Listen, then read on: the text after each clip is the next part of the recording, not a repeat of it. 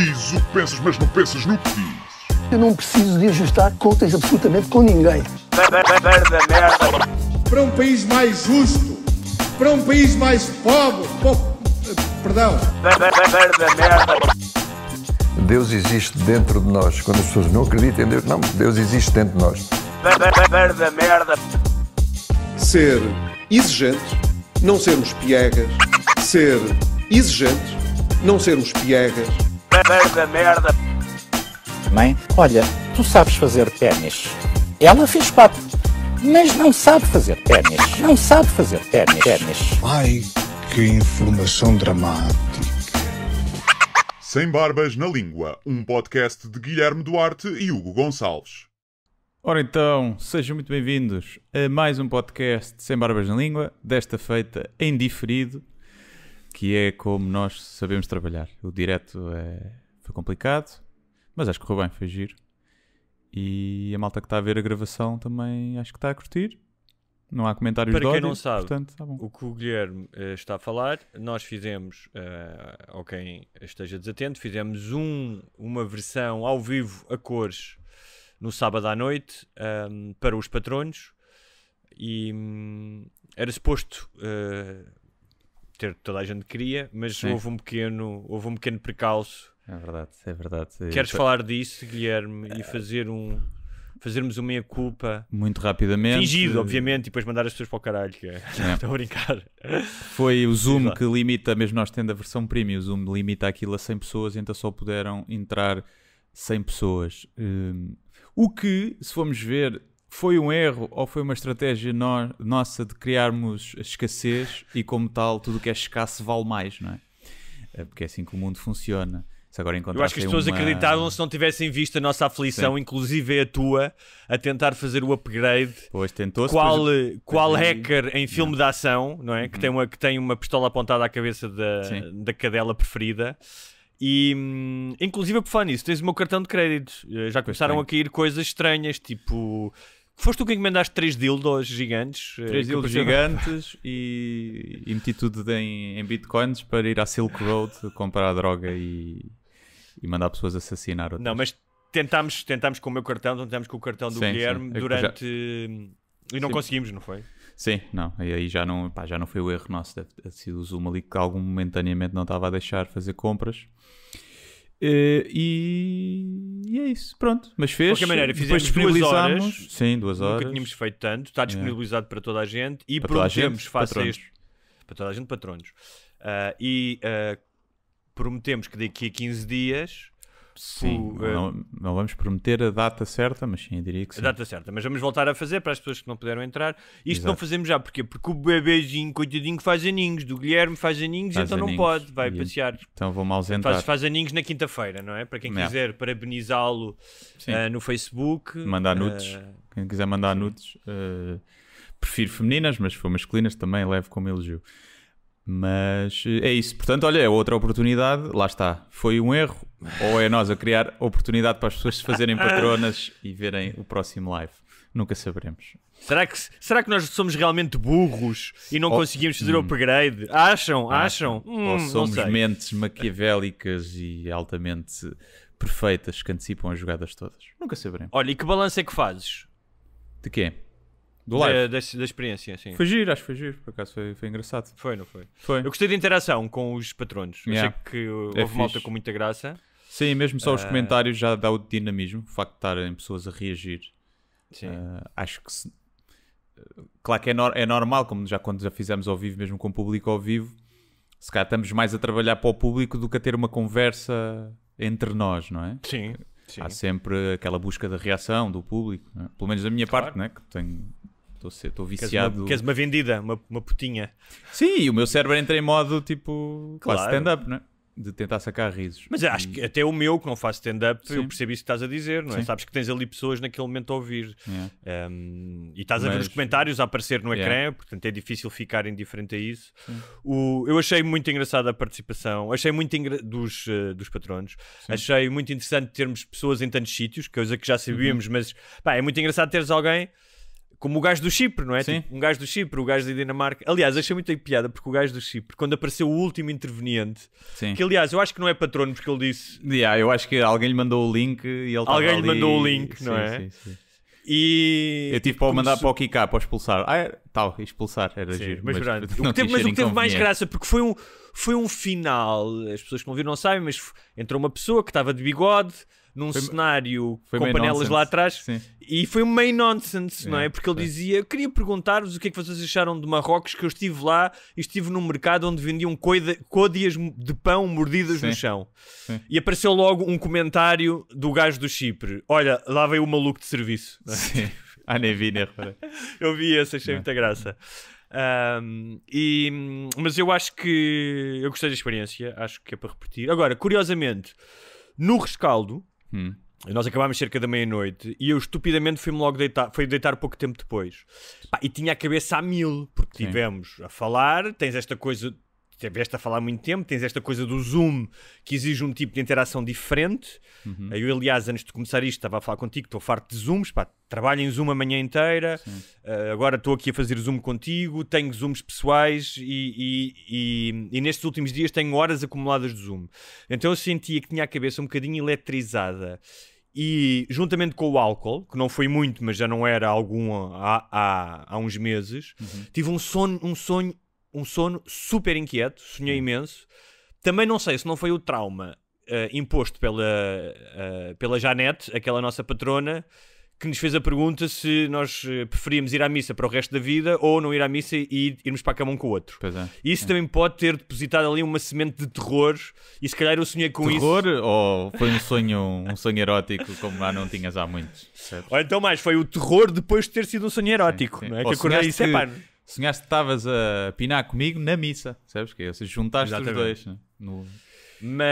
Mas dormi muito a mal nessa noite porque estava muito aceso, estava muito Dormi elétrico. bem, mas eu ainda fiz sexo antes de dormir. Portanto, ainda... Contigo, obviamente, não é? Não, foi com outra Contigo pessoa. próprio. Podia ter sido comigo, mas foi com outra pessoa. Mas ainda tão livre, queimei o álcool. Pois, também, eu devia ter feito isso, se calhar. também ainda estive ali 2 minutos a bombar forte, percebes? Ali Sim, mesmo à já maluca. Sim. E ela, Guilherme, de certeza que estiveste a beber para aguentar tanto tempo. Sim, já está o triplo do que é normal. Mas sim, foi fixe. E acho que o facto de ser à noite, nós agora fazemos sempre um bocadinho mais tarde, não é? Nós antes fazíamos à terça por volta das 2, às vezes no técnico ao meio-dia. No técnico era ao meio-dia. Agora temos feito às 4. E o facto de ser à noite, eu pelo menos para mim, estou mais desperto. O meu cérebro está mais desperto. É? Eu acho que sim, eu sinto. Hoje, por exemplo, acho que à segunda, a esta hora, é tranquilo. Já fui correr, já estou desperto. Mas às vezes, às terças, eu sentia-me ali nos primeiros 10 minutos, o meu cérebro ainda demorava a entrar no mood de conversa, tipo ping-pong, estás a ver? Ficava menos sharp, acho eu.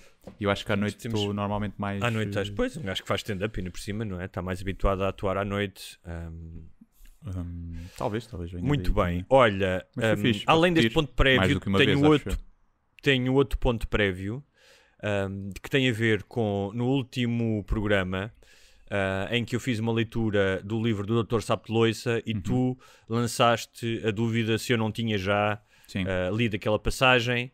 E eu não me importo com as pessoas acusarem-me de eu ter má memória, mas gerou-se nos comentários do YouTube e do Facebook toda a gente, sim, já leu, toda a gente, ponto, não sei o quê, né? E queria dizer que essas pessoas todas enganaram-se. Aliás, porque... há 3 versões. Há a versão de que tu já tinhas lido, sim senhor, e que foi a que recebeu mais votos. Depois há a versão de que eu devia estar a confundir porque o Diogo Batágua já tinha falado disso no podcast dele, no programa dele. E depois houve uma pessoa que, o Miguel Pardal, que foi quem apresentou provas. Portanto, é em quem eu acredito provas. que pôs exatamente o tempo, o episódio e o timestamp onde eu recito isso. E não tu. Portanto, recito tipo parafraseio, Sim, parafraseia, exatamente. Agora, 2 coisas a dizer importantes. O Miguel Pardal, aqui tiramos-lhe o chapéu, por ter tido... Ele sim tem uma boa memória e andou à procura. O que havia também um não Miguel é Pardal que era professor no técnico. Não sei se será a mesma pessoa. A sério? Não havia foto. Não, eu por acaso ia dizer, não sei se Que é é um esse, mas nome- o Miguel Pardal, nome- que também tem esta capacidade toda, porque é filho do professor Pardal, da Disney, não é? Que era o Exatamente, cientista, sim. e por isso tem uma inteligência e uma memória acima da média. É importante também dizer que eu acho que as pessoas fizeram confusão porque eu, de facto... Ou seja, primeiro deixa-me fazer a dança da Calma, vitória. e mesmo dizer, assim, ainda vão não todos foder. estou... Eu ainda não estou completamente convencido que tu não possas ter dito, e eu também, que Não, fosse a eu terceira sei. vez. Não, há uma quarta via que é. Eu realmente li uma passagem, mas não foi esta. A passagem que eu li foi uma em que comparava com o sexo com a intifada. Houve alguém também, não sei se foi o professor Pardal que nos disse isso, mas eu realmente li passagens, daí a confusão. Agora imagina este podcast quando tivermos 80 anos. Tu disseste, tu não disseste. E com os Mas nossos também os patronos- ouvintes já são os patronos desta altura, também já ninguém se vai lembrar de nada. Sim, os que estiverem vivos, não é? Alguns terão Os que mortos estiverem vivos. também. Alguns já terão. Alguns vão ter maior velocidade de raciocínio porque já vão estar na rede enquanto consciência digital, não é? Já foram Sim. transportados para uma consciência digital. E ainda, já que estamos a falar do Dr. Sapo de Loiça, há aqui uma pequena nota que eu achei muita piada, porque nós tínhamos falado dele por causa do grande artigo que saiu, a capa da revista do Expresso, e tínhamos falado inclusive da menção em que ele dizia: se não tem sido Deus e religião, teria sido um taxista em Algarão em Martins. Muito bem. A cooperativa de táxis da linha de Sintra escreveu uma carta ao Expresso em que diz que não se revêem na postura indigna descrita. Pimba, E dizem quem que tinha razão. Eu disse. Sim. Isso era E ofensivo. de verdade? E disseram, na realidade, mas eu gostei que eles fizeram isto com alguma categoria. Claro que não Ao foram longo os dos taxistas anos- que escreveram isso, não é? Foi um advogado. Ao longo dos anos, temos mantido boas relações sociais com todas as comunidades dispersas pelo nosso concelho, que se espelha pela ausência de ocorrências, facto este corroborado pela inexistência de conflitos registados nas autoridades policiais e na TAC Sintra.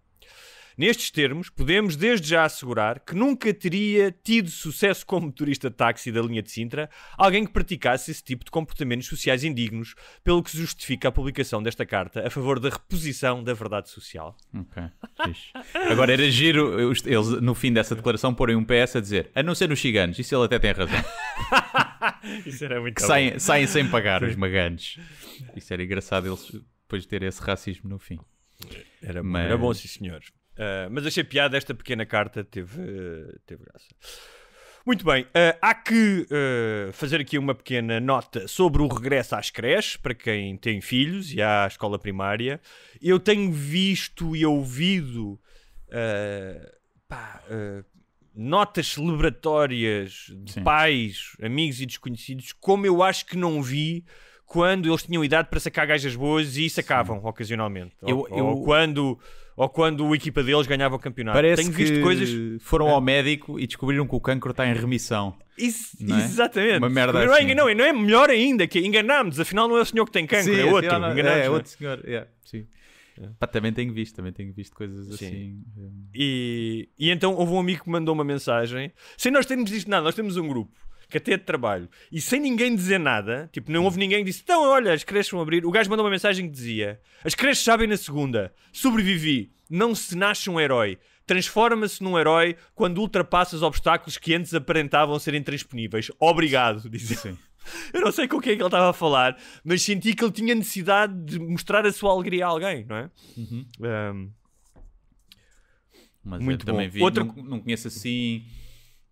Pá, muita gente tenha passado por isso, tenha sofrido muito. O pessoal que eu conheço que tem filhos, pá, também o tinham de deixar, ou não estavam em teletrabalho, portanto não tinham tanta coisa, mas conheço alguns casos, tipo, pá, de trabalho muito, tipo, tens de estar focado em frente ao computador, não é? Ou tens de estar a fazer chamadas, tipo, és um vendedor, tens de estar sempre a fazer chamadas e concentrado no que estás a dizer, e teres um puto ao lado, tipo, ó pai, ó mãe, eu não sei o quê. Se o teletrabalho tem aumentado a produtividade em muitos casos, e os estudos dizem que sim, para quem tem os filhos pequenos em casa, naquela idade em que exige muita atenção, deve ter diminuído. Sim. Especialmente se são pais Agora, que não o que é que querem, isto- pá, pôr-lhe só o iPad e ficar aí num canto 8 horas e não me chateia. Pois, também.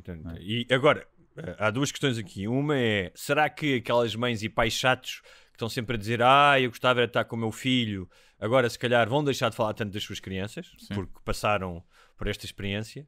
Achei muito curioso, estava a ler também um texto de um gajo que dizia... realmente já tinha ouvido falar do síndrome do ninho vazio, que é quando os pais, muitas vezes os miúdos vão para a faculdade, ou se afastam e de repente, né, a ausência de ruído na casa, tinha ouvido falar disso tudo, nunca pensei que era tão bom e tão positivo, não é? Tinham-me dito que era mau, mas afinal é bom. Mas há um lado menos cómico nisto, não é? Que ainda hoje vinha um artigo no JN sobre isso, que era 2 miúdas que não tinham aulas há 2 meses porque a mãe não sabia mexer em computadores e obviamente tu agora falaste da questão do iPad, não é? E se calhar nós estamos a referir-nos a pessoas que conhecem que há sempre pelo menos um iPad e um computador em casa, mas há miúdos que sofreram muito com isto, não é? Ou seja, nós estamos aqui a falar dos pais, mas miúdos que sofreram porque não ficaram para trás. E há outra coisa... Nem só isso, que só o facto... é uma geração... depende das idades em que foram apanhadas... mas vai ser 1 ano, 1 ano e meio sem contacto próximo com outras crianças. Sim. Vai provocar, nos primeiros, especialmente nos anos, tipo no primeiro, segundo, terceiro ano, mas o primeiro ano de vida então, em que tu estás constantemente a receber estímulos de pessoas diferentes. Isto foi-me dito, aliás, por uma amiga que está a fazer uma grande reportagem para a SIC sobre os nascimentos em tempo de Covid. E tenho falado com vários pedopsiquiatras e psicólogos e que eles dizem que coisas tão simples como ires à rua com uma criança e a criança ter contacto até com estranhos, com o vizinho que diz É como os cães, quando são bebés têm que socializar, senão depois ficam com azaia. Que isto afeta... Exatamente, ficam com azaia. Que não pode ver outros cães, não é? Não pode ver outros cães. Não há nenhum cão que ela seja amigo, não há nenhum cão que ela simpatize, porque às vezes... Não. Só há um que os pais da Xana têm em Viseu que ela tolera. Porque ele também é assim, ele afasta-se um bocadinho e ela ignora, fecheira um bocadinho e tal, fica assim intensa, mas depois ignora. Eu acho que se a soltasse, eles estavam ali na boa já. Sim. E se passassem muito tempo juntos, se calhar começavam a... Sim. O problema é que é sempre esse cão, pronto, até é grande e não há assim muito risco, mas depois há lá outros cães mais pequenitos, por exemplo, não dá para arriscar, deixa ver se eles se dão bem. Porque se a Zaya decide passar-se, olha, este não deu, temos mais 3 para testar. Né? E 3 tentativas. Então não dá. Sim. Muito bem. Então, muitos parabéns aos pais que estão livres, que estão agora possivelmente em casa a beber à meia da tarde. E dizer também, felicitar o regresso do café ao Postigo. Pois é isso que ia perguntar, se foste beber o teu café, se costumas beber a bica. Não, por acaso costumo beber em casa. Já há algum tempo, né? Costumava ir a um sítio, costumava ir trabalhar sempre com um café, mas ainda não pode estar lá dentro.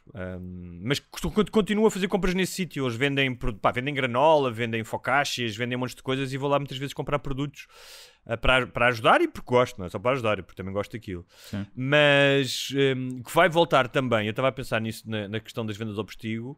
Uma frase que deve ser ouvida milhares de vezes em Portugal durante o dia e que desapareceu, que era queria, já não quer. Sim. Queria um café. Já não quer. Já não era. Copo de água ou copo com água? Deve estar a voltar em força. Sim.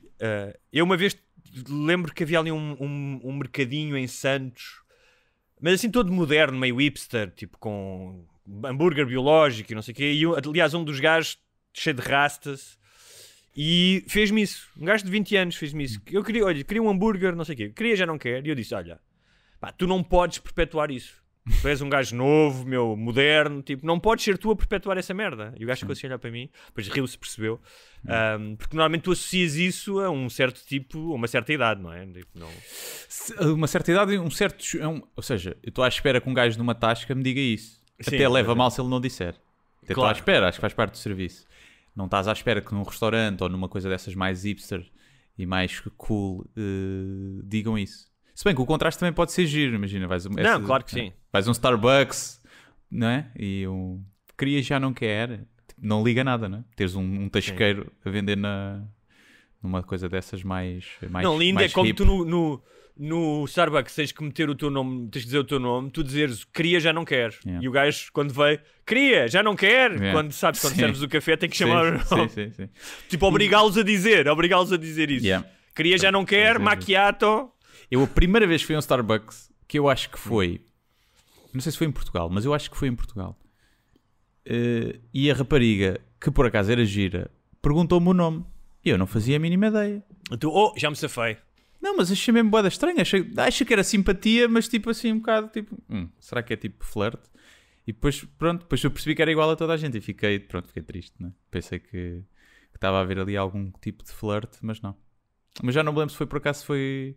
No estrangeiro não dá, né? Perguntou no estrangeiro, eu digo Guilherme, desculpe. Sim. E eu, pá, põe a Podes William. fazer Eu digo aquele- sempre, põe a típica- William. Põe a William, que é a tradução. Sim. Pronto, Tens que podes sempre fazer aquela brincadeira que o Bart Simpson fazia quando ligava para o Moe's Tavern, não é? Que dizia o nome e depois um Seymour. A last name Butts. You guys, hey, is there any Seymour Butts here? Seymour Butts? É. Podes fazer uma piadinha do género também. O tipo Jacinto Leite cá pelo Rego, não é? Sim, agora esses podes nomes. pôr tipo... Podes pôr nome de... Imagina, pôres um nome de pessoal famoso, tipo André Ventura. E ele diz André Ventura, toda a gente vai olhar de lado, né? Toda a gente vai olhar para trás e ver o que é que é. Se é ele. Não completo. Sua Excelência, o professor Aníbal Cavaco Silva. Sim, é verdade. Com título também, não é? Yeah. Pode ser giro. Muito bem, já que estamos a falar de comida, aliás, deixo aqui um pequeno teaser para o nosso programa de patronos desta semana, que sairá no sábado para os patronos normais e já para os patronos Master Motherfuckers, já no próprio dia, nesta terça-feira.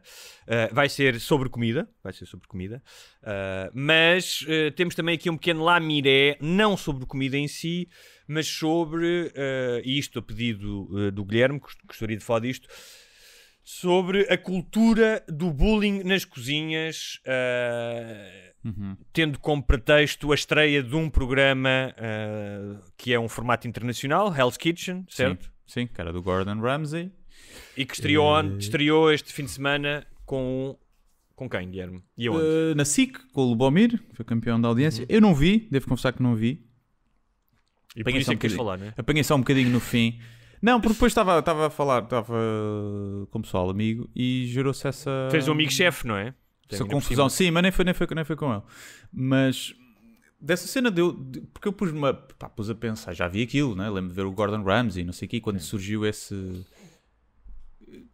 estilo de programa sobre cozinha, né? Em que os cozinheiros passaram a ser um bocadinho rockstars e em que se começou a ver que o mundo da cozinha era muito agressivo, não é? Muito... em que o insulto é normal, não é? O insulto, o gritar, o rebaixar, o meter pressão máxima para esmifrar as pessoas o máximo de horas por dia para o serviço sair bem feito. E eu estava a pensar até que ponto... Eu estava a imaginar assim, imagina que em vez de ser Pesadelo na Cozinha ou o Hell's Kitchen, era o Hell's Call Center. E era passado num call center, em que tu tinhas o supervisor do call center a chamar nomes e a gritar com as pessoas que não atendiam bem as chamadas, mas assim, não, ia chamar-lhe nomes. E toda a gente ia achar que aquilo era bullying no local de trabalho e toda a gente ia achar que aquele supervisor era uma besta. Mas na cozinha, no mundo da cozinha, especialmente da alta cozinha, ficou aceite na sociedade um bocadinho que é assim. Mas não totalmente, ou seja, tu estás a falar de uma visão que funciona em reality show, porque em reality show, se não houver drama, eu não percebo que seja o programa, não é? e é aquilo que é, mas foi isto o Gordon depois Ramsay, normaliza. Mas não é? tu tens cozinhas, vou dar um exemplo. Existe uma tradição do chamado bantering, não é? De breaking chops na cozinha, porque normalmente é dominada por homens, há muito mais homens. Por exemplo, no caso dos Estados Unidos, que é de onde vem esta cultura do chefe, não apenas, também em França e noutros países, mas pronto, aqui é mais mediática, não é? É a norte-americana, em que são imigrantes, muitos deles, atrai muita gente... dura, não é? Ex-presidiários, malta com tatuagens, ou seja, há uma cultura de uma certa dureza na cozinha que tem a ver com o próprio trabalho da cozinha, que está calor para caralho, tu queimas-te, são longas horas, sais de lá cansado, não é? Eu que trabalhei num restaurante há alguns anos, eu vi um gajo a desmaiar com o calor na cozinha, não é? No verão. Certo? Sim. E gajo a queimar-se, um gajo que esbardalhou-se por umas escadas abaixo. Mas isso para mim só piora a situação. Claro, mas se as condições já são más, é ao menos que a chefia seja fixe. Claro, mas não estou a dizer que são más no sentido de são duras. E isso leva, como em muitas outras coisas duras, como, por exemplo, na tropa, que exista uma certa cultura que eu não acho que é sempre de abuso, e é aí que eu quero chegar, mas de brincadeira. Tipo, eu lembro-me de passar na cozinha e sempre que tinha que ir lá abaixo à cave buscar coisas, e era xingado pelos mexicanos e os peruanos, era logo pinche cabrón, sai da frente, la concha de tu madre, não mames güey, não sei o quê, e eu para eles também, vai-te a foder em português. Há essa cultura. E tudo isto num registro quase de brincadeira. Às vezes as pessoas engalfinham-se um bocado. É diferente, o registro de brincadeira é outra Agora, coisa. O que tu estás a dizer, que eu acho que foi muito... E que realmente é verdade, e há cozinhas assim, mas que o Gordon Ramsay, obviamente, tornou universal. Mas eu conheço cozinhas, por exemplo, tu vais à cozinha do Nuno Mendes, no Hotel do Bairro Alto, que aliás está à vista de toda a gente, e eu tive uma conversa com ele aqui há antes da pandemia, foi no verão, e até lhe falei disso, e ele disse, na minha cozinha não há ninguém levanta a voz. Tipo, estás a ver? Pronto, mas a tipo, minha discussão era exatamente essa, que não é necessário. Tens um amigo do Anthony Bourdain que está sempre a aparecer nos programas dele, que tem um francês que viaja com ele às vezes. Não estás a ver um gajo de cabelo branco que aparece em vários programas dele, que viaja com ele muitas vezes. Sim. Que tem o... como é que se chama o restaurante dele em Nova Iorque?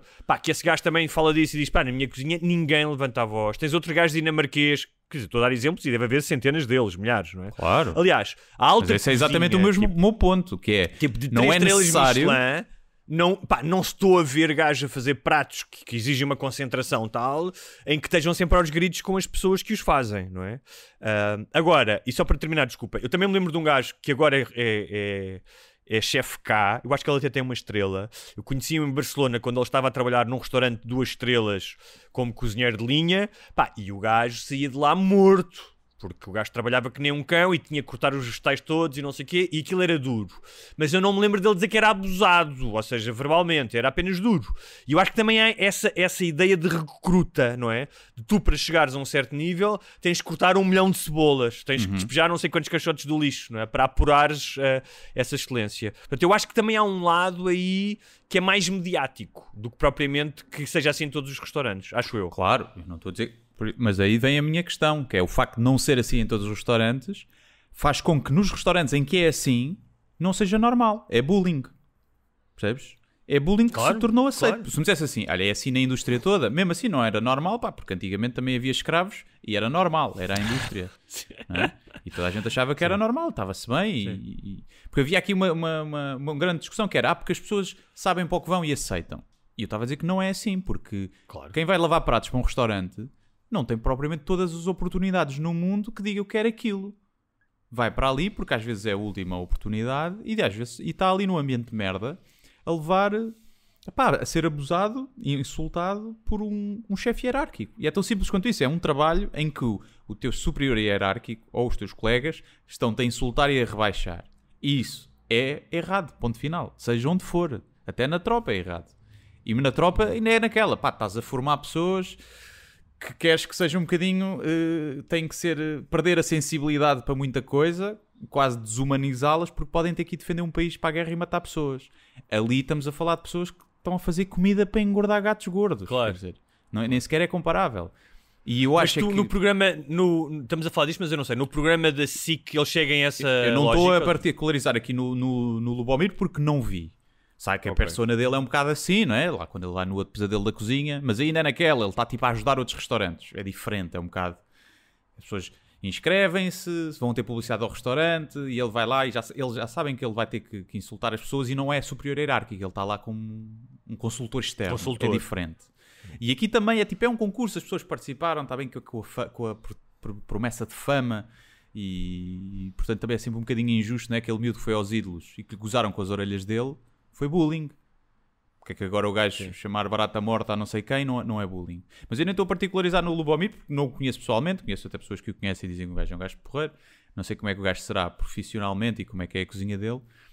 Mas o formato em si, que vem do Gordon Ramsay, o Gordon Ramsay era uma besta, quer dizer. Sim.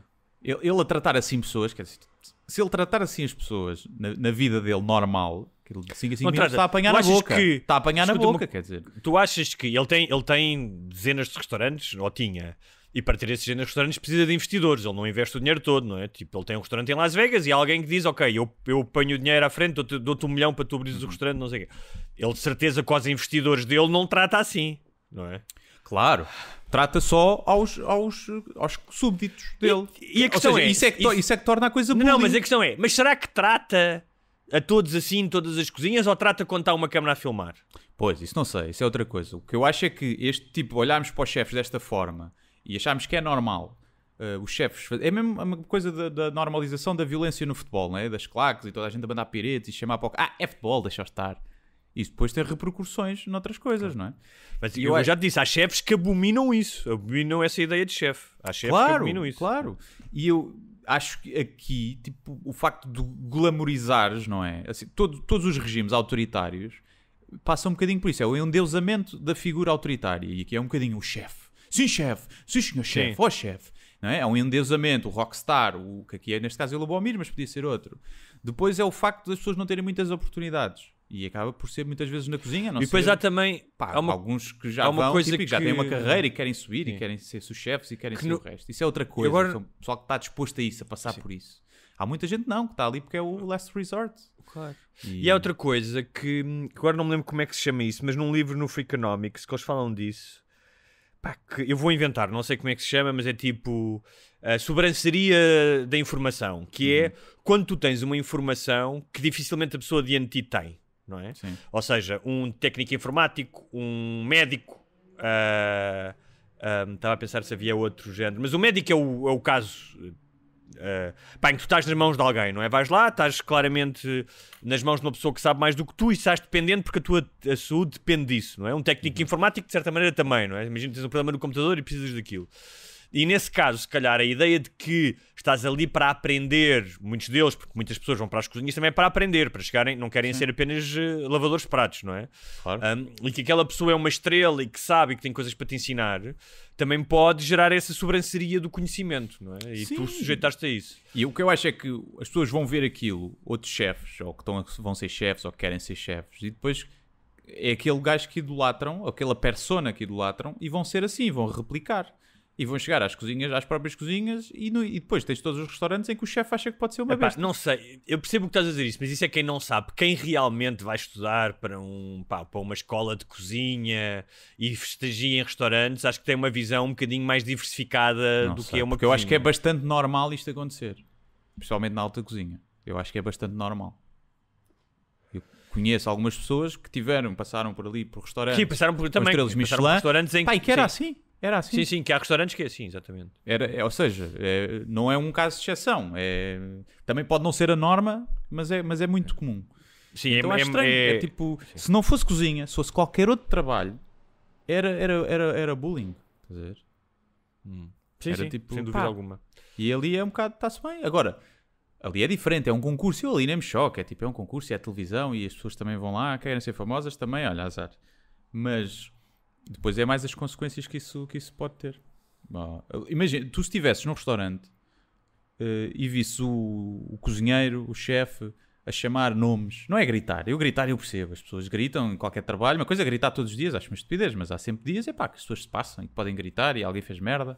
Sim, e dizer, estás atrasado. É assim, quando tu trabalhas, deixa-me só dizer isto, quando trabalhas num restaurante e tens uma sala cheia, e tens pessoas a exigirem-te coisas, é muito estressante. Ou seja, aquilo é um trabalho de stress. Sim, eu entendo que nem toda a gente consiga ser um motherfucker zen e que diga, não, eu estou sob pressão, estão 6, como me aconteceu, tipo, esquece, imagina, tu tens 6 pessoas e de repente chegas à cozinha e então são 5 pratos e tens que explicar à 6ª pessoa que o prato dela não foi feito ou porque tu te esqueceste de apontar ou porque o gajo esqueceu de fazer. E está um gajo sozinho, e é muito estressante. E entretanto tens 5 mesas a pedir outras coisas. Portanto, é o que tu dizes, eu compreendo de vez em quando digas, despacha-te com essa merda, meu, já te pedi isso há 5 minutos. Isso é na boa. Agora, imagina, vai um empregado à mesa, servir-te o vinho e entorna-te o vinho sem querer. E vem de lá o chefe, que não, pronto, seria o chefe de sala, nunca seria o chefe da cozinha, mas seja quem for, o superior hierárquico, e diz, seu atrasado mental, sai daqui, vai já daqui, seu besta, seu merdas, e não sei, insultá-lo ali à frente. Eu basava desse restaurante. Claro. Eu não quero estar num sítio onde os empregados... Se eu detesto quando alguém trata mal os empregados, claro, mesmo por merda que trabalho que estejam a fazer, a não ser que sejam mesmo antipáticos e arrogantes, aí também merecem levar na mesma moeda. Mas alguém às vezes tipo, que faz um erro ou se esquece de alguma coisa, quando há aquelas pessoas que são logo bué de arrogantes. Sim. Para mim estão logo apresentados e são o cliente, estás a ver? Então, o superior hierárquico devia dar o exemplo, vai ter essa atitude. Eu acho estranho. Acho se fosse lá um trabalho altamente qualificado, em que toda a gente que vai para lá podia escolher tudo o que quisesse e decidiu escolher aquilo e é o que quer, é uma coisa. Agora, muitas vezes, é um trabalho que se aproveitam de mão de obra barata, esmifram o máximo de horas que podem, e depois ainda tem esse tipo de postura. E acho que se fosse noutro trabalho qualquer, chamava-se exploração, ali chama-se, é a pressão normal da cozinha. Que ainda por cima é comida, caralho. É para servir comida, não é para salvar o mundo. Eu já trabalhei num banco em que o ambiente era assim, havia gritos e choro todos os dias, mas ao menos estavam milhões em jogo, estás a ver? Era uma estupidez, amigo, nunca me gritaram, mas para toda a gente era normal. Isto é assim, é normal. É normal. A primeira vez que me levantaram a voz eu respondi na mesma moeda. E não o voltaram a fazer, não é? Mas isso é engraçado, era estás normal, a falar disto. Era normal. Pois, por ser normal... Aquela série que eu já falei o aqui, o Billions, que fala muito disso e do ambiente num hedge fund que tem mais de 1.000 milhões para gerir. Yeah. Eles falam muito disso, não é? Falam muito dessa cultura. Em que... E depois até falam... É engraçado porque eles depois mostram um hedge fund que tem mais mulheres... mas a mulher que lidera esse hedge fund diz, mas eu também preciso... porquê? Porque é preciso alguma noção de risco. Ou seja, para tu ganhares dinheiro é preciso noção de risco e de competição. Sim. De rapidez, de competição. Tu queres ser melhor que os outros, não é?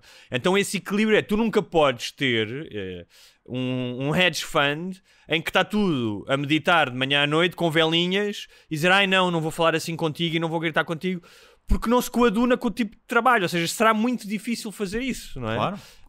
Mas eu lá percebo mais. São pessoas que têm a oportunidade de escolher outro trabalho e que estão ali para enriquecer. E que estão ali para enriquecer. E percebo mais. Sempre é melhor ter um chefe que grita do que um chefe que tu perguntas o que é que se passa e ele diz nada, não se passa nada. Sou um chefe mulher. O que é que se passa? Nada, não se passa nada. E depois ainda vai passivo-agressiva. Olha, o que é que tens a dizer? Giro. É uma coisa que eu não... Lembrei-me de ontem. Porque se calhar nunca tinha olhado com esses olhos para ali. Para esse tipo de cenas, estás a ver? E agora olho assim um bocadinho com... Não é por toda a gente estar num clima de aceitação, de aceitar que está-se bem, que faz com que a coisa seja certa. Exatamente. Mas bem. Na semana passada, Lula da Silva, um juiz permitiu-lhe recandidatar-se quanto político. Os direitos políticos deles tinham sido retirados no âmbito da Operação Lava Jato. E assim que isso foi anunciado, eu tenho vários amigos no Brasil, portanto tenho vários amigos nas redes sociais, gerou-se logo um furor de entronização ou de enxovalho do Lula da Silva. E eu lembrei-me de uma coisa, lembrei-me exatamente que é, se eles realmente se recandidatarem em 2022 contra o Bolsonaro, lembrei-me logo do filme Alien vs. Predador. Não é? Sim. E até pus um post sobre isso, que era tipo na brincadeira, porque, ou seja, se o país já está super dividido, o Brasil, tipo, nós achamos que nós estamos polarizados, ou até os Estados Unidos, mas o Brasil tipo, é de uma polarização, digo isto com imensa mágoa, não é? Porque não é bom para o país. Se o Lula se candidatar, escuta, independentemente de tu dizeres, não, eu acho que ele é inocente e que foi tramado na justiça, de tu dizeres... eu acho que ele tem culpas em algumas coisas no cartório, que foi tramado, mas tem culpas no cartório. Tal como seria ingênuo achar que um presidente da República do Brasil, seja ele quem for, não está a par. Não tem algumas culpas no cartório. Não, pelo menos não está a par. Ou seja, não está a par do que acontece. Ou seja, um presidente do Brasil está a par de algumas coisas, mesmo que não participasse delas. Repara, não estou a falar do Lula em questão, mas mesmo que não participasse delas, para conseguir governar, tem que fechar os olhos a muitas coisas. E é ingênuo pensar o contrário. É ingênuo. Sim. Tal como é ingênuo. Ou seja, o ideal era... Eu pensei nisto. O ideal era alguém que conseguisse... ou seja, um candidato que fosse tivesse menos anticorpos, seja à direita, seja à esquerda, e que conseguisse unir mais um eleitorado e conseguisse serenar o eleitorado. Também acho que isso é impossível neste momento no Brasil. Acho mesmo. Se calhar mas é muito interessante porque... Interessante com uma pena minha, porque se os dois vão enfrentar... eu acho que vai ser das eleições, acho que vai dar merda. Mais nojento, vai haver violência, vai... E há uma coisa que eu não entendo, repara, só para dizer isto que é, eu vivi no pós-Lula e beneficiei dos anos do Lula no governo, em que a classe média aumentou, em que havia certas cidades em que havia menos crime, sei das coisas boas que o governo Lula fez, e só quem quer ser segue é que não reconhece que houve coisas boas, como houve outras coisas que eles atiraram dinheiro para cima dos problemas e não resolveram problemas estruturais em 12 anos de governo. Tudo bem. Teve coisas boas e teve coisas más.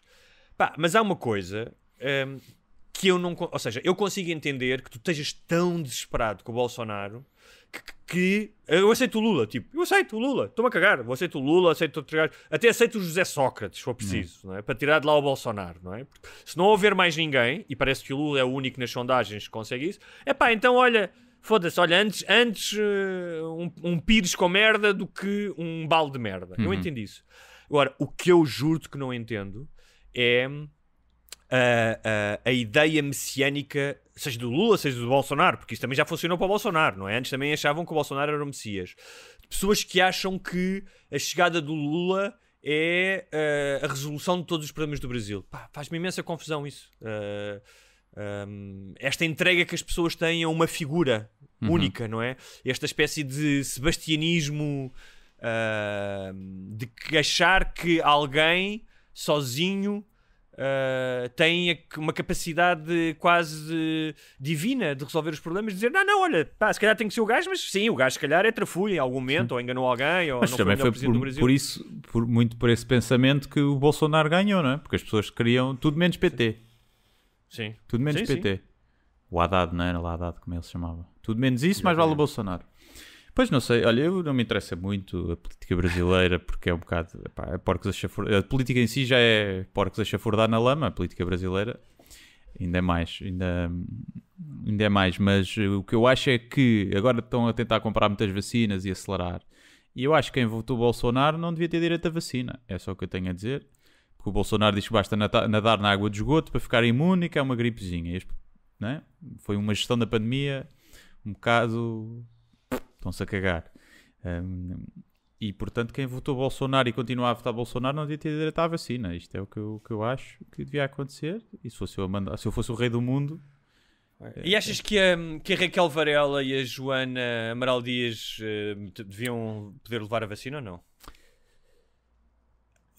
A Joana Amaral Dias e a Raquel Varela são um bocadinho a prova de que o problema do mundo não é falta de mulheres a mandar habitats. É um bocado isso. Porque há mulheres inteligentes e há mulheres burras. E há mulheres que realmente... Nenhuma delas é burra, atenção. Sim, nenhuma delas é burra. Uma delas parece um bocadinho mais burra que a outra, não é? Mas não... Acho que... não são as pessoas que devem estar a mandar habitats neste momento e a ter voz para falar de confinamentos e disto e daquilo. Nós estamos a fazê-lo aqui numa plataforma nossa, não estamos a fazer isto num espaço de comentário em horário nobre na televisão, não é? Porque se me convidassem para ir falar do confinamento e das regras de confinamento, eu dizia, não é? Chama um epidemiologista, posso lá ir do ponto de vista... Se vocês me apresentarem como comediante, eu vou fazer piadas sobre e estou ali para destabilizar aquilo ou para brincar com a situação. Agora, e eu acho que é o que elas deviam fazer, só que a sede de fama, e pagam bem, né? E de bitites é tão grande, que eu não percebo como é que uma gaja como a Raquel Varela, que é claramente uma pessoa culta e inteligente, professora da faculdade, historiadora, diz aquelas, sim, mas professores, eu também conheci muitos professores burros nem calhaus. Claro, também é verdade. Mas que tens o percurso dela, não é? E que obviamente que é uma pessoa inteligente e que era uma pessoa ponderada e que... A Joana Amaral Dias é um bocadinho mais maluca, né? E às vezes pode estar a dizer só merdas para chocar e para ter atenção. Acredito mais um bocadinho nessa, até o próprio Instagram dela virou-se um bocadinho para aí. Mas a cena do ela dizer as previsões era que tivéssemos 17 mil infectados por dia e temos 3 mil. Porque fizemos o confinamento. Quer dizer, mas é uma coisa, é tão ridículo. E aquela cena... E na Suécia está tudo bem, sempre a dar o exemplo da Suécia, da estrela dos judeus, a comparar os não vacinados com os judeus, os não vacinados com... Eu percebo isso do ponto de vista cómico, não é? Podes usar isso para fazer... Podes fazer, tipo, imagina uma paródia dos não vacinados, guetos de não vacinados, e brincar com isso do ponto de vista cómico. Mas ela não está a fazer aquilo do ponto de vista cómico, até porque ela tem... Não sei, agora não tem, né? Mas tem associações políticas e diz-se ativista. Mas ela também... elas, se calhar, é aí a diferença. Elas estão a receber essa atenção negativa, mediática negativa pelas merdas que estão a dizer, quando houve muitos outros homens a dizer a mesma merda que elas, e se calhar ninguém ligou atenção, ninguém prestou atenção. E aqui, como são mulheres a dizer, uma pessoa já fica um bocadinho mais, tipo, olha, isto é pensar que sabem. Portanto, elas, na verdade... Pois, acho que não é o meu caso nem o teu. Estou a falar disto porque elas são as duas... têm-se destacado imenso nestes temas do negacionismo. Sim. E de... Pá, eu não quero, desde o início, eu não quero, se estamos a falar de um vírus, de uma pandemia e de saúde pública, eu não quero ouvir falar pessoas que não sejam epidemiologistas, virologistas, especialistas em saúde pública, e economistas também, obviamente, economistas que saibam o impacto da economia. E os políticos que têm que decidir depois de ouvir essas pessoas. Exatamente, os porta-vozes desses especialistas. Os decisores, não é? Sim. Os que têm que tomar decisões, não é? Eu não quero ouvir uma gaja que anda a ler fóruns na internet. Pá, porque para isso há outros. Para isso vou aos médicos pela verdade, que sempre me rio mais. Acho menos triste. É verdade. Agora, que há vários pontos que depois são certos e que se podem questionar, e que se as medidas foram as mais corretas, e qual é que é o impacto económico, se vai ser pior do que o vírus. Pá, isso está tudo... Eu concordo que isso tudo deve ser discutido e deve... E não se sabe bem, não é? Não se sabe bem quem é que tem razão. Agora, o que é certo é que o confinamento abranda a propagação do vírus, não é? Pá, dizes que isso não acontece, é seres atrasado mental. Ou queres atenção, és atrasado mental. Não há outra explicação. Muito bem. Mas e tu, o que é que tens a dizer? Só eu é que disse muito mal delas. Porque assim eu assim saio-me bem, não é? Nomes, tu dizes mal. Não, é o que tu dizes. E há outras pessoas que eu conheço que não têm o mesmo destaque e que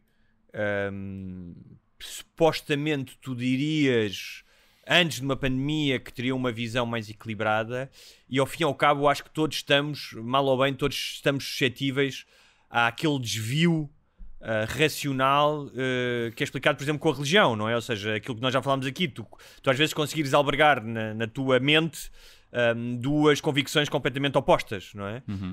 Portanto, teres um pensamento crítico para uma determinada realidade, mas depois se há algo que emocionalmente não está em consonância com aquilo que tu sentes, tu já não aplicas essas mesmas ferramentas porque queres estar em consonância e queres acreditar naquilo porque te sentes bem, porque faz mais sentido para ti.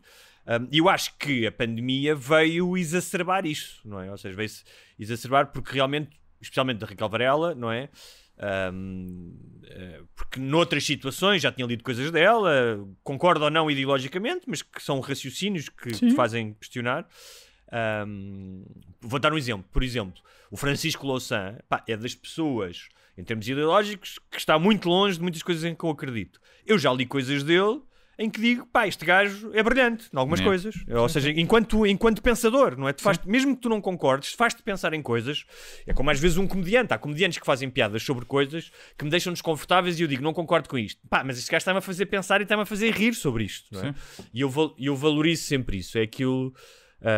que o Hitchens diz e que nós já falámos aqui, não interessa, o mais importante é como tu pensas e não necessariamente o que tu pensas, não é? Porque como tu pensas vai-te permitir provavelmente questionar e chegar à verdade. A mim faz-me confusão, mas isso é transversal, porque eu já tive conversas com amigos, especialmente agora no fim da pandemia, e que vejo que todos nós somos afetados de maneira diferente, e eu provavelmente fui muito menos afetado do que as pessoas de quem eu me estou a lembrar, por razões diferentes, sejam razões económicas, sejam razões pessoais, e vi que as pessoas que estão mais transtornadas, e com direito a estarem transtornadas, são as que mais facilmente, e com lógica, se inclinam para explicações menos racionais do que está a acontecer, não é? Como alguém me dizia, para mim existem os covidianos e os não covidianos, que é aqueles que têm medo e que encaixam e aceitam a narrativa dos governos e comem tudo o que lhes põe no prato, e aqueles que não e que se manifestam contra o poder e que estamos a ser instrumentalizados. E eu disse, isso é uma visão ultrabinária do que está a acontecer, não é? Porque até porque não vives, não vives na China, não é? Em que o governo esconde e manipula tudo, quer dizer, em que tu sabes que isso acontece, ou noutros países.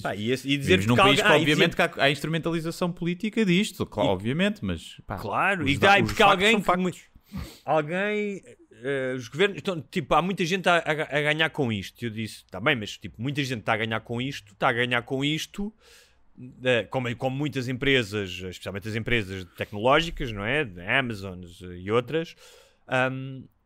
Ou seja, provavelmente em 2018, a não ser que houvesse uma teoria da conspiração magnífica em que a Google e a Amazon tinham desenvolvido um vírus na China, eles estão a aproveitar-se disto, porque foram as circunstâncias, ou seja, provavelmente não estavam à espera disto, não é? E tu podes questionar, já falámos aqui disso, até num programa dos patronos, se estas empresas que estão a ganhar tanto com a questão da pandemia, em detrimento da falência de tantos negócios, não deviam pagar mais impostos, tudo isso. Mas a ideia de que, eu disse isso ao meu amigo, que é, mas quem é que tu achas, qual é que é o governo, especialmente, por exemplo, na Europa Ocidental, não é? Que quer uma pandemia. Tipo, sim, todos os governos, todos estes gajos, possivelmente, vão com o caralho nas próximas eleições.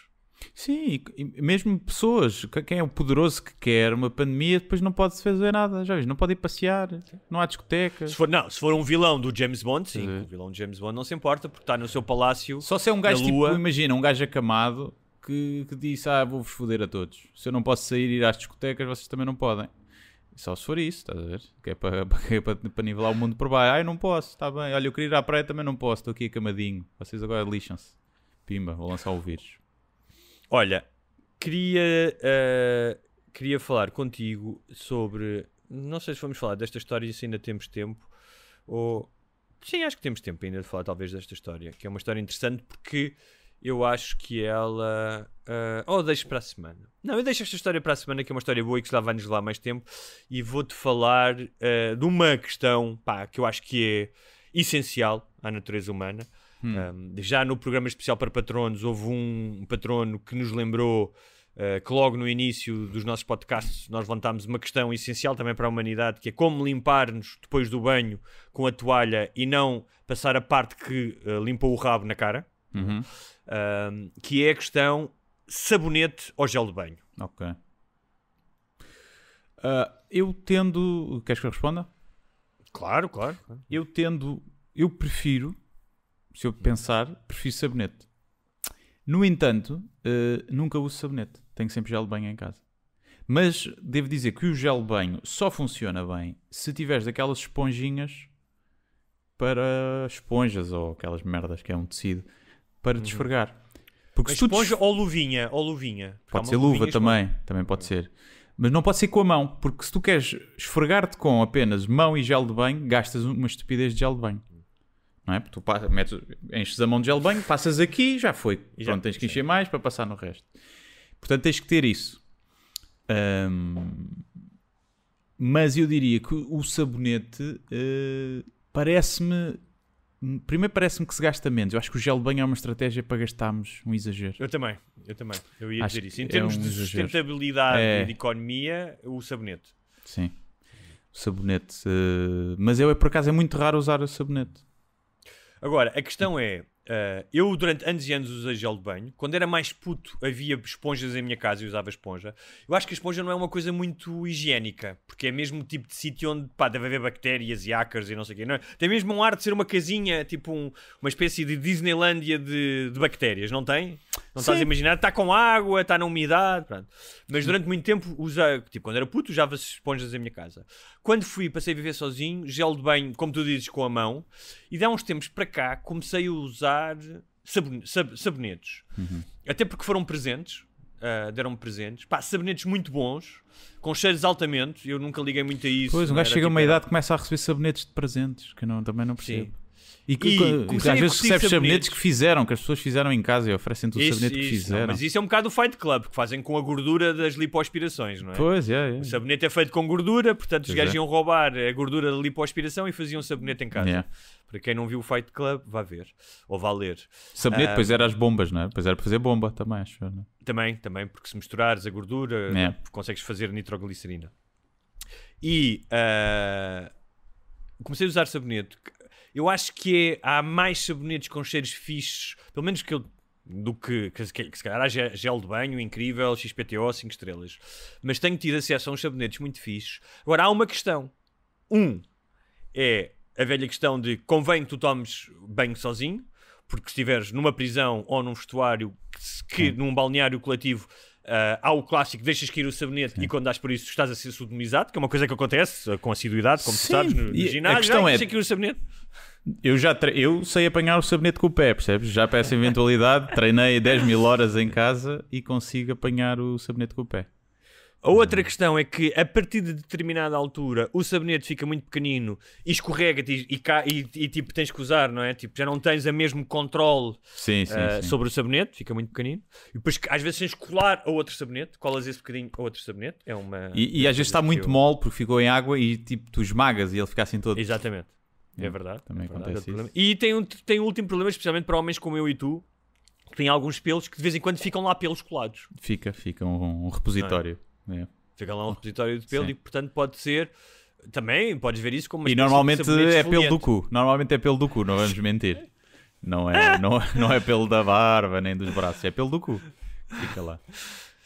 E portanto o sabonete não pode ser partilhado porque ninguém quer lavar-se com os pelos do cu de outra pessoa, não é? Há que dizer isso. Quer dizer, ninguém não sei.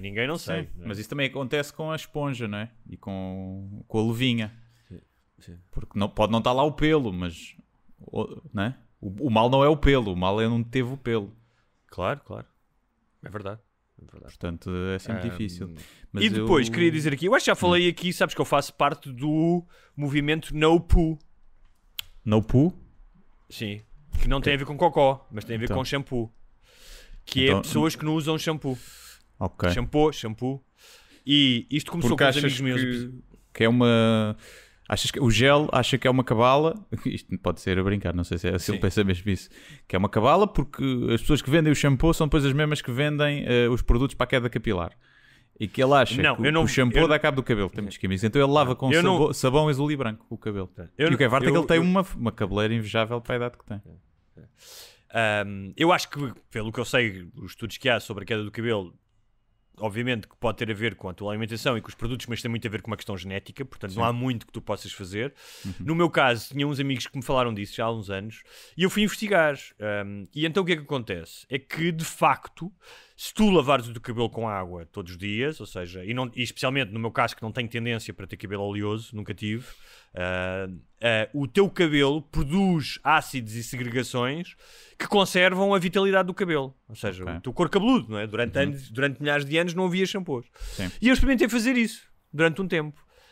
E hoje, há anos, não sei há quantos anos, mas pelo menos acho que há 10 anos, acho eu, que não uso shampoo, nunca tenho o cabelo oleoso. Mas só lavas com água? Só lavo com água. Okay. Só lavo com água.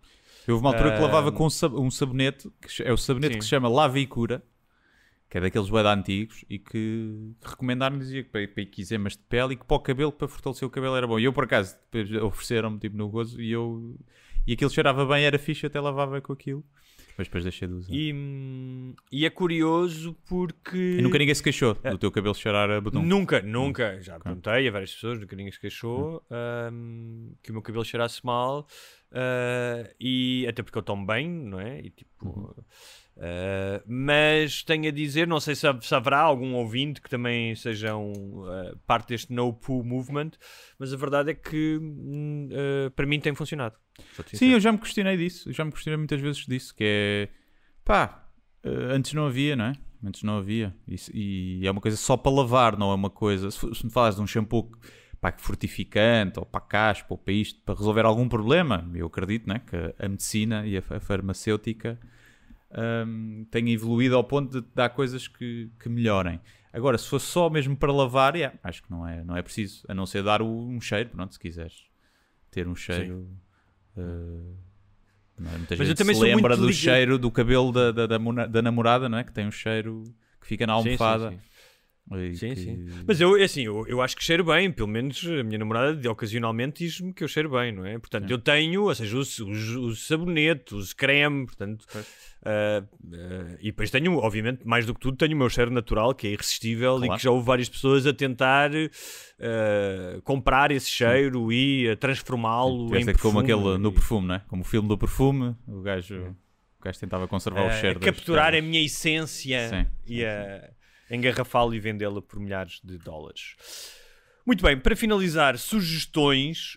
Eu tenho uma sugestão de uma série brasileira que, aliás, ganhou um Emmy. Não é o género de série que eu gosto mais, eu gosto de coisas mais pesadas e com profundidade psicológica, mas é uma série muito bem feita. Eu tenho que tirar o chapéu. Eu só vi 2 episódios. São episódios de 30 minutos. Chama-se Não Tem Ninguém Olhando. É uma premissa fantástica que tem a ver com anjos da guarda e que os anjos da guarda deixam de trabalhar, então. Começa a haver muito mais acidentes e os 2 episódios estão muito bem escritos, está muito bem filmado, tem uma ótima fotografia, o universo está bem criado, é uma comédia, não comédia a torto e a direito, mas portanto quem está na Netflix, eu aconselho a quem gosta deste género de séries. E depois queria falar aqui rapidamente de 2 livrarias que estão relacionadas. A Déjà Lu, que é em Cascais, que é uma livraria que voltou a abrir agora, de livros já lidos em segunda mão, e que eu visitei há pouco tempo por causa de uma iniciativa e que achei muito interessante. Todas as receitas revertem para a Associação Portuguesa de Portadores de Trissomia 21, e as 2 gestoras da livraria são muito divertidas, têm as secções, como estão divididas a livraria, tem imensa graça, os nomes que elas dão às secções, e elas abriram recentemente uma coisa chamada Indie, que é no mesmo espaço, aquilo é na Fortaleza de Cascais, que é uma livraria muito interessante, tem uma parte internacional de livros internacionais muito boa. E elas fizeram agora, elas tiveram um azar, porque abriram a livraria no início da pandemia. Então fecharam, voltaram a abrir depois, tipo, no Natal. Mas elas têm... Eu estive lá com elas, conheci-as e acho que vale mesmo a pena falar delas, e quem puder e for a Cascais visite. E elas inventaram uma cena agora na pandemia que é Box Outside the Box. Então o que é que elas fazem? Criam caixas em que mandam um livro surpresa, não é? Tu pagas um tanto por mês, podes comprar até 3 meses, mas na caixa vão mais coisas que tu possas utilizar. Tipo chás, flores, vinho. No outro dia, acho que numa das caixas mandaram uma carta do MoMA a recusar um trabalho do Andy Orwell, uma carta com graça, uma carta do museu, mandaram fazer umas máscaras que diziam Ceci c'est pas un masque, que é uma frase do Ceci c'est pas un pipe, que é um quadro do Magritte, mas elas fizeram com uma máscara, não é? Ceci c'est pas un masque, e elas têm muita graça, e então elas mandam, acho que já a última vez mandaram 100 e tal caixas destas, são ótimos presentes. Reparem, eu não ganho nada com isto, eu não tenho sociedade com elas. Pois. Não tenho mesmo, não tenho. Mas achei que era muito interessante e que serve muito de presente. Ou seja, há pessoas que são tipo sócios daquilo, ou seja, em vez de ser sócios de um clube que todos os meses querem receber. Sim, há muito. Os subscription boxes, sim. O surprise. Exatamente, funciona. Exatamente, funciona como surpresa. Todas as semanas tens uma surpresa e tens um livro, e portanto agora que vem o dia do pai e o dia da mãe, se quiserem procurem, a livraria chama-se Indie, é em Cascais, elas têm um site, estão no Facebook, e acho que recentemente a Sábado fez um artigo sobre elas também, portanto vejam isso que vale a pena. É isso, pronto, para mim está feito, não tenho tens nada a sugerir, nenhumas, não, parece uma boa sugestão para acabarmos. E é isso, não tenho mais nada para sugerir. E quem quiser ser patrono, exato, quem quiser ser patrono e ficar habilitado a ver episódios extra todas as semanas, além de desbloquear os episódios extras todos que estão para trás e que já são 71 ou o que é, ainda pronto, pode assistir depois ao live, ao próximo live que aí vem, e onde o Guilherme está todo nu, normalmente. Onde eu estarei todo nu, obviamente, e outros lives se calhar, porque acho que foi giro. É uma questão mais de agenda e de calendário que conseguimos fazer, mas era giro fazermos mais. E haveremos fazer vários lives, mesmo lives, não é? Sim. Já andamos aí a magicar um já. Para quando houver espetáculos. E é isso. patreon.com/sembarbas na língua. Podem subscrever logo um ano com 15% de desconto e fica logo o caso arrumado. Também podem oferecer de prenda a alguém uma subscrição anual. Para o dia do pai, por exemplo. Ou não. Ou não façam nada. É como vocês quiserem. A gente não obriga ninguém, que isto não é uma cozinha. Está bem? Exatamente. Então vá. Até para a semana.